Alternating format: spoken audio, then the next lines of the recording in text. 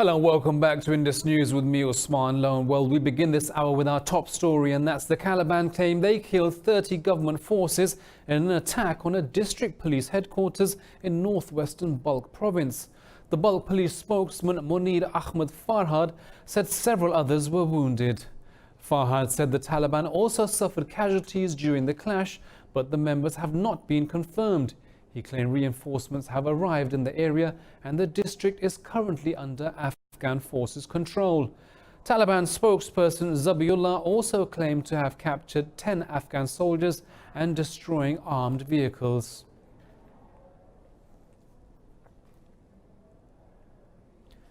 Afghanistan has called on the Taliban to engage in peace talks or face defeat at the hands of the government. In a speech at the United Nations General Assembly, National Security Advisor Hamdullah Mohib said Afghans voted in the presidential polls despite the Taliban's threats. The National Security Advisor thanked the United States and NATO for standing by Afghanistan to secure the country. To the Taliban and their foreign sponsors, hear this now. A message from the Afghan people. Join us in peace or we will continue to fight. As my colleague, Ambassador Adil Araz said last week here at the United Nations, this is a fight we can win. Well, the US has imposed sanctions on a number of Russian nationals for their alleged attempts to influence the 2018 midterm elections. The sanctions target the physical assets of Russia's Internet Research Agency and 6 of its employees. In a statement, the Treasury Department said it will punish anyone trying to undermine the US democratic process by illegally influencing voters. Moscow responded to the sanctions, saying the curbs reflect the domestic policy crisis currently raging in the United States. In a statement, the Foreign Ministry said Washington uses Moscow as an instrument to reach its own opportunistic goals. Well, earlier you might have seen pictures of China celebrating the 70th National Day of its communist rule by holding its largest ever military parade in Beijing. The culture and military might of the state was displayed in the parade, while mass celebrations are still underway across the country. More in this report.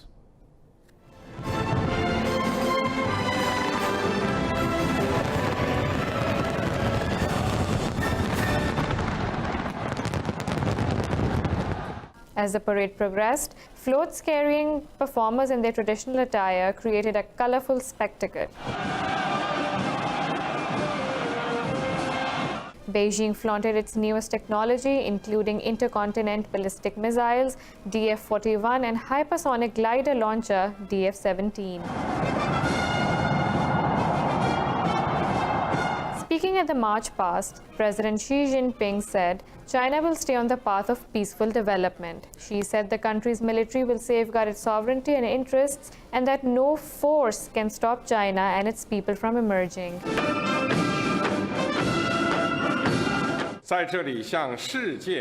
Today, a socialist China stands proudly in the East. There is no power that can shake our great motherland's position. There is no power that can stop the progress of the People's Republic of China and the people of China.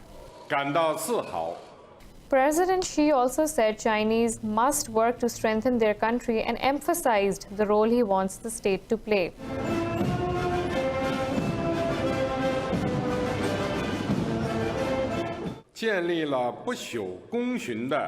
Moving forward, we must uphold a peaceful one country, two systems principle, safeguard Hong Kong and Macau's prosperity and stability, and promote a peaceful development of cross-strait relations.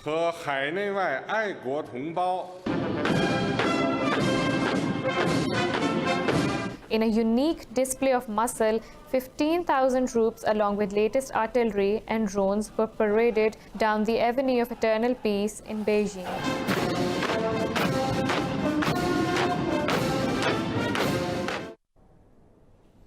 Now, as the crisis continues in Kashmir in India, the Supreme Court has given the central government 5 weeks to submit their replies to pleas challenging the annexation of occupied Kashmir.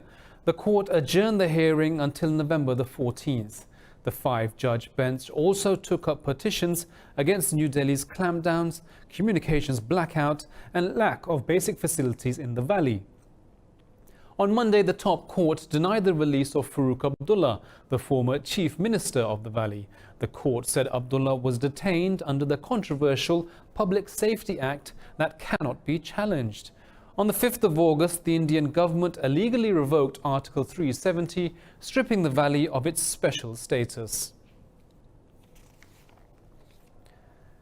Now, as winter looms, Indian forces are forcing the residents of occupied Kashmir to rent out their homes to occupation forces. Locals say they are harassed and threatened with violence if they refuse to vacate their premises immediately. They said multiple families are being crammed into one house to create boarding for Indian troops. New Delhi's curfew and communications blackout in the valley has entered its 58th day. Over 1 million troops have been deployed in the occupied valley to crush dissent over India's illegal annexation. Meanwhile, Indian authorities are all set to file charges against pro-freedom leaders Yasin Malik and Asia Andrabi. Lawyers said a charge sheet under the controversial Public Safety Act will be filed before the 15th of October. Iran claims Saudi Arabia has sent messages to President Hassan Rouhani through other countries' leaders. The government spokesman Ali Rabai says Tehran would welcome any positive change in Riyadh's behavior. Rabai gave no information on what the messages contained. Meanwhile, Foreign Ministry spokesperson Abbas Mousavi says Tehran is ready to resolve its issues with the United Arab Emirates. In a press conference, Mr. Mousavi said he's planning a series of meetings and discussions with his regional counterparts. An Iranian court has sentenced the brother of President Hassan Rouhani to 5 years in prison for corruption. The president's supporters alleged the case was politically motivated. Judiciary spokesman Gholam Hossein Esmaili said Freidoun may face further charges in another case. Earlier, the court sentenced one person to death for spying for the United States and jailed 2 others for 10 years for the same crime. A 4th person has also been sentenced for 10 years over charges of spying for the United Kingdom. Esmaili said the ruling has been challenged in a higher court by the accused. Well, North Korea and the United States have agreed to resume their working-level nuclear talks. Pyongyang's first Vice Minister of Foreign Affairs, Cho Son-hui, says the dialogue will start on October the 5th. In a statement, Hui said the 2 countries will hold preliminary contacts on the 4th of October. She expressed optimism over the outcome of the meeting, but did not say where it would take place. South Korea welcomed the proposed resumption of dialogue between the 2 countries. Seoul said it hopes the 2 sides will make practical progress on the complete denuclearization of the Korean peninsula.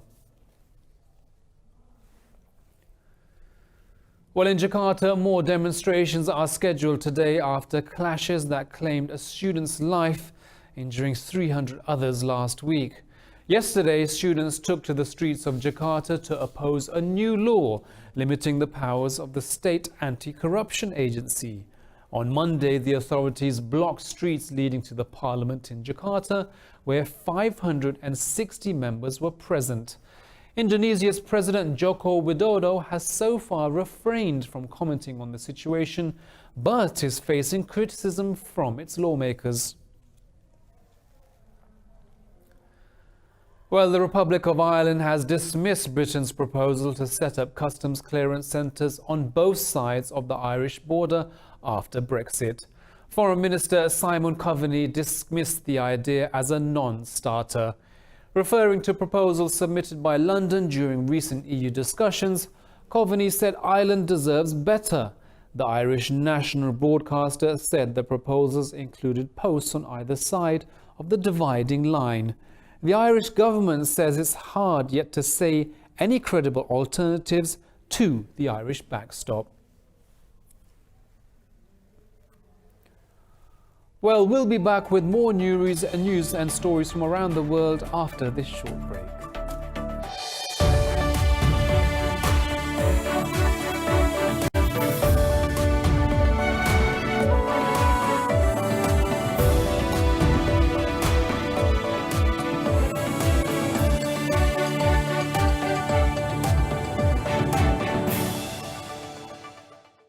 Hello and welcome back. Now, French President Emmanuel Macron has called on the United States to remove Sudan from its list of state sponsors of terrorism.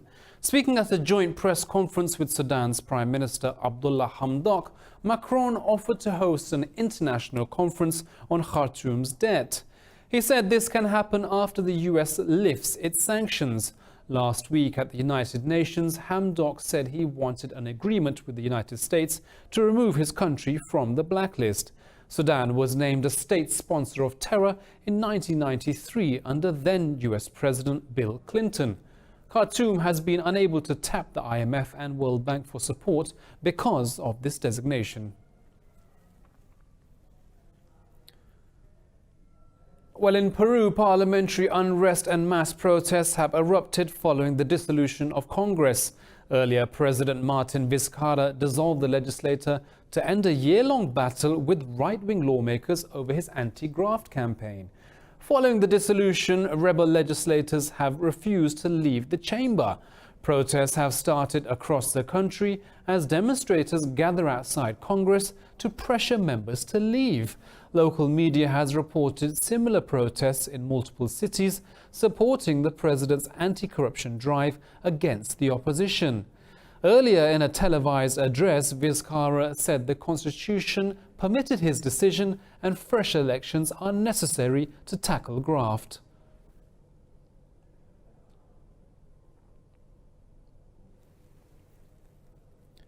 In India, 21 people returning from a pilgrimage have died in a bus accident.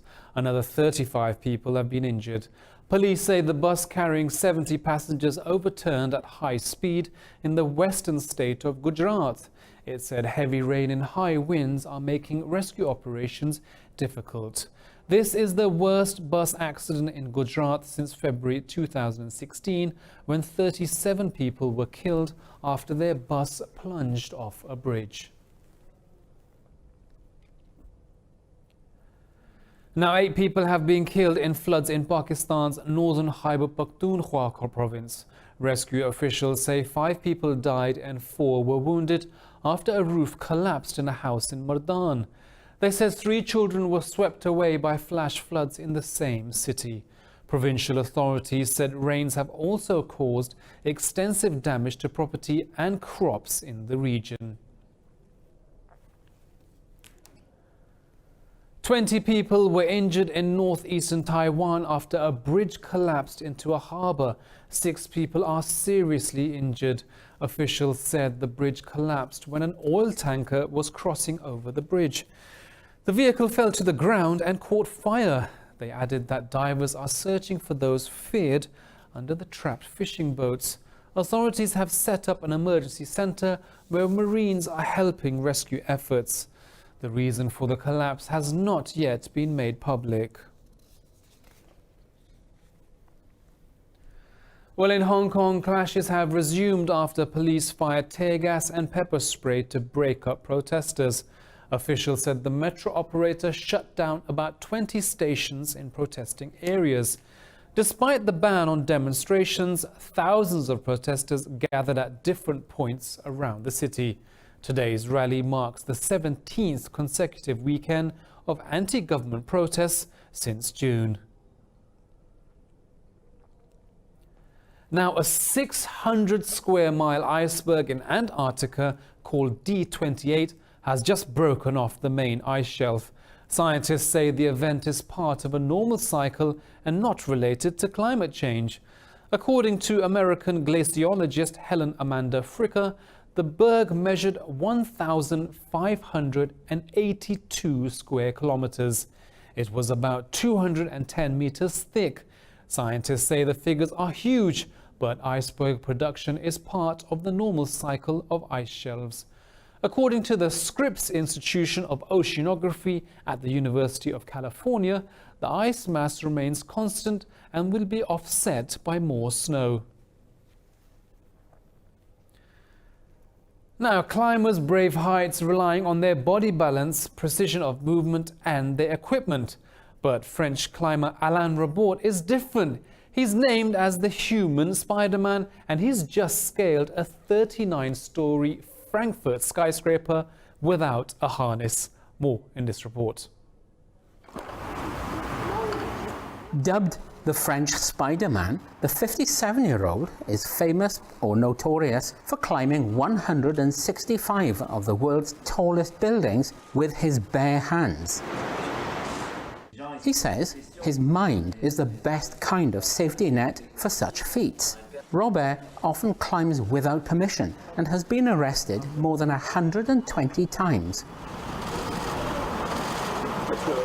The good thing is once I start climbing, I know I can put my fear aside, meaning I am focused on my target. I'm not really thinking about anything negative. I'm just thinking about climbing, about to save my ass. He has the dubious honour of being named the world's most arrested man by Guinness World Records. But he says his stunts give people doing the dull office jobs inside the buildings he climbs something to laugh about. The message would be, you know, instead of surviving, try to live. You know, my philosophy is very simple. It's to realize my dreams and not just to dream my life. Robert began climbing as a schoolboy. Since then, he's clambered up cliffs, mountains and landmarks. These include Dubai's Burj Khalifa, the Eiffel Tower, San Francisco's Golden Gate Bridge and the New York Times building. I am Alain Robert. I am the French SpiderMan. Well, in war-struck Kenya, safari doctors offer the only respite for people seeking healthcare facilities. Earlier, a month of voluntary team of both local and foreign medics visit up to 12 villages, while 4 militant-held villages remain isolated from this facility. More in this report. Every month, the safari doctor's boat sets off from Lamu Island, carrying all the medical equipment needed for a mobile clinic. After more than 2 hours at sea, the team arrives in Kiangwe, a remote village near the Somali border. The people here are in need of help. The health service inaccessible for them. The medical team are volunteers and offer services from vaccinations to maternal health and first aid. Rufia cut his finger with a machete while working in a cornfield. The mobile clinic is his only treatment option.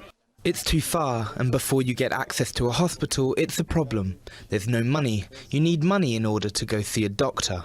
In addition to a lack of transport and health infrastructure, residents of the region must deal with violence from terrorist group Al-Shabaab. A native Kenyan founded Safari Doctors in 2015 to help isolated populations access basic health services. You have poor infrastructure, and as a result, you have the existence of, the militants, if you want to call it, and the presence of the military. So traveling around becomes tricky. There's some villages that we have to make a last-minute call if we can go to or not.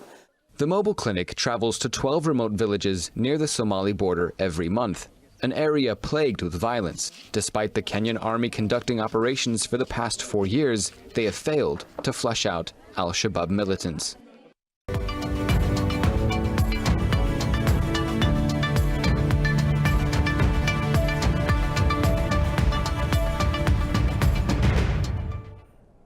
Now, in business news, South Korea's exports have dropped over 10% in September. This has extended the country's export slump to the 10th consecutive month.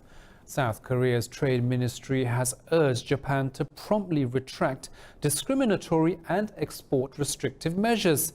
The ministry said it expects the country's outbound shipments to rebound early next year. The announcement follows Japan's imposition of curbs on South Korean exports in early July. Last month, Japan approved only 5 shipments of industrial materials from South Korea. The country's outbound shipments dipped below $50 billion last month.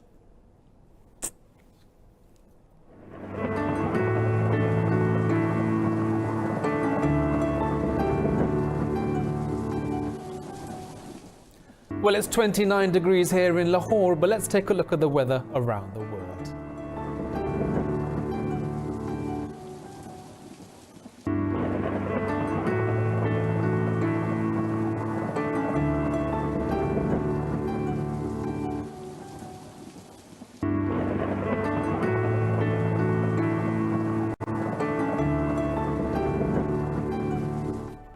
Well, that's all from me and the team here in Lahore, but we'll be back at the top of the hour with the headlines. Bye-bye.